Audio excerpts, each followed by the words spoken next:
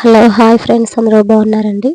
ఇవాళ మీ ముందుకి గుంటూరు గోంగూర పలావ్ తీసుకొచ్చాను. ఎలా ప్రిపేర్ చేయాలి ఏంటి అనేసి ఇంకా లేట్ ఎందుకు వీడియోలోకి వచ్చేద్దాం అనమాట. కొద్దిగా గోంగూర తీసుకున్నాను, జీడిపప్పులు, అనాస పువ్వు, యాలుక్కాయ, జాజికాయ, జాపత్రి, ఒక ఆనియన్ను చిన్నది కట్ చేసి సన్నగా పెట్టుకున్నాను అనమాట. అలానే బిర్యానీ ఆకు, మెంతి ఆకు పొడి, కరివేపాకు. మెంతి ఆకు పొడి అనేది మనకి షాపుల్లో దొరుకుతుంది అనమాట. ప్యాకెట్ తెచ్చుకుంటే అన్నిటిలోకి యూస్ చేసుకోవడానికి ఉంటుంది. ఓకేనా ఫ్రెండ్స్. తరిగి పెట్టుకున్న కొత్తిమీర, మసాలా, 2 టమోటాలు, పచ్చిమిరపకాయలు కొన్ని తీసుకున్నాను. అల్లం వెల్లుల్లి పేస్టు ముద్దగా నూరి పెట్టేసుకున్నాను. కావలసినవి ఇవి. నెక్స్ట్ వచ్చేసేసి రైస్. మనము ఎన్నైతే మనకు కావాలి అనేసి అనుకుంటామో అంత రైస్ని తీసుకుంటున్నాను అనమాట నేను.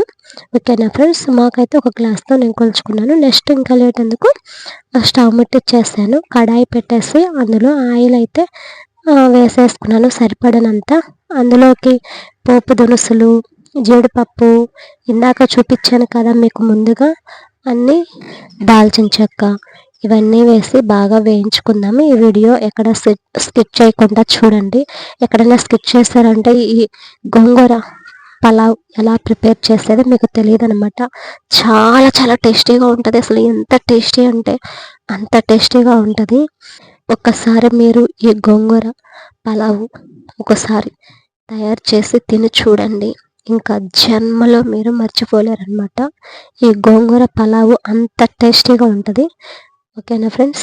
నా వీడియో కానీ ఫస్ట్ టైం కానీ చూస్తున్నట్లయితే లైక్ చేసి, షేర్ చేసి, సబ్స్క్రైబ్ చేసి, బెల్ ఐకాన్ క్లిక్ చేసేయాలని మీ ఫ్రెండ్స్కి, ఫ్యామిలీ మెంబర్స్కి, రిలేటివ్స్కి అందరికైతే షేర్ అయితే చేసేయండి. ఇందాక ముందుగా నేను చూపించాను కదా ప్లేట్లో జీడిపప్పులు, దాల్చిన చెక్క, మరాఠీ పువ్వు, జాజికాయ, జాపత్తి, జీడిపప్పు, అల్లం వెల్లుల్లి పేస్టు, తాలింపు గింజలు, కరివేపాకు, ఆనియన్ సన్నగా కట్ చేసి పెట్టుకున్నాను. పచ్చిమిర్చి కూడా సన్నగా కట్ చేసి పెట్టుకున్నాను. టమోటాలు కూడా అలానే సన్నగా కట్ చేసి పెట్టుకున్నాను అనమాట.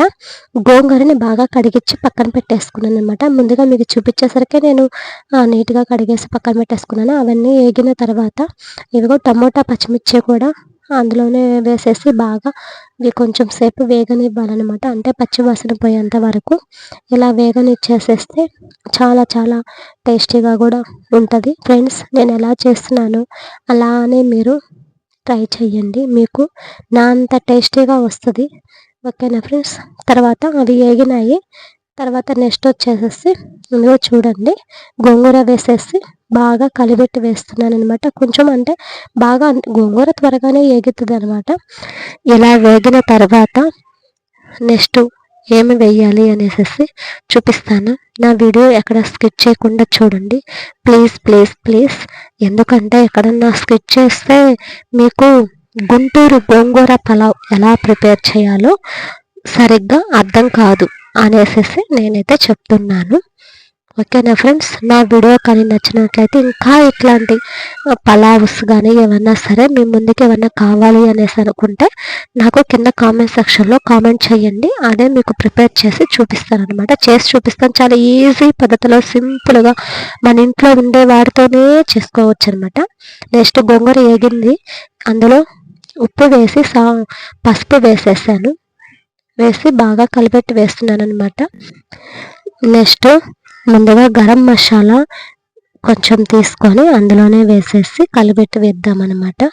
అంతా మసాలా బాగా ఆకుకి పట్టేంత వరకు సన్నగా తరిగిన కొత్తిమీర వేసేసి బాగా పచ్చి వాసన పోయేంత వరకు కొత్తిమీరకి బాగా వేగిచ్చేద్దాం అనమాట.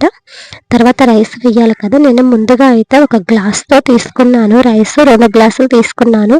గ్లాస్కి 2 గ్లాసులు నీళ్ళు కదా. అలానే 2 గ్లాసులు రైస్కి వచ్చేసి 4 గ్లాసెస్ వాటర్ పోసేస్తే సరిపోయిద్ది అనమాట. కొంచెం గ్యాస్ సిమ్లో పెట్టేసుకొని మసాలా ఉడకాలి కదా. నేను ఇంకా బియ్యం కడుక్కోవడానికి పక్కకు వచ్చేసాను అనమాట.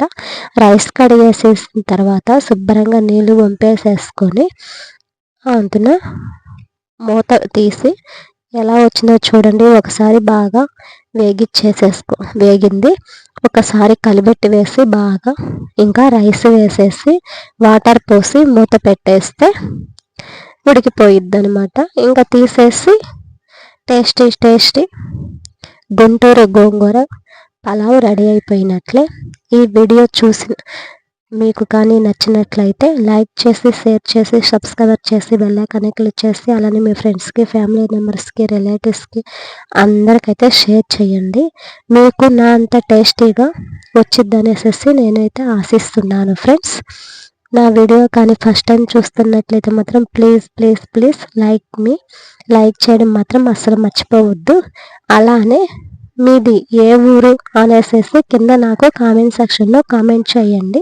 మీరు ఏమీ తప్పుగా అయితే అనుకోవద్దనమాట. ఎందుకంటే నేను చేసిన వీడియోలు ఏ ఊరు వాళ్ళు చూస్తున్నారు, ఎంత దూరం పోతున్నాయి, ఎక్కడికెక్కడికి వెళ్తున్నాయి అనేసి తెలుసుకోవడం కోసమేనైతే నాకైతే కొంచెం ఆసక్తిగా చెప్తున్నాను అనమాట.